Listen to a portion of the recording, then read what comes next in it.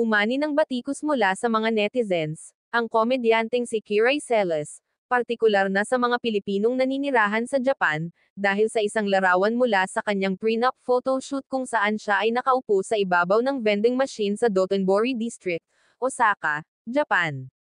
Ang larawan ay parte ng prenuptial shoot ni Kiray kasama ang kanyang fiancé na si Stefan Estopia.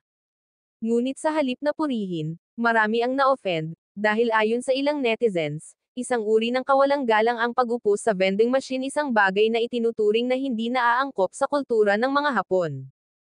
Ayon sa ilang Pinoy workers sa Japan, ang ginawa ni Kiray ay maaaring magdulot ng maling impresyon sa mga lokal na Hapon tungkol sa mga Pilipino, samantala nilinaw ni Kiray, na may permiso mula sa mga otoridad sa Japan para sa kanilang prenup wedding shoot kaya wala naman naging issue. Wala rin daw silang nilabag na batas doon. Nagsorry ang komedyana sa lahat ng mga Pinoy lalo na sa mga OFW na na-offend sa ginawa niya. Aniya, mayroon po tayong permission sa mga authority. Kaya, no harm done. Hindi po, kailangan mag-worry. At sa mga Pilipino and OFW, lalo na sa mga taga-Japan, pasensya na po kayo.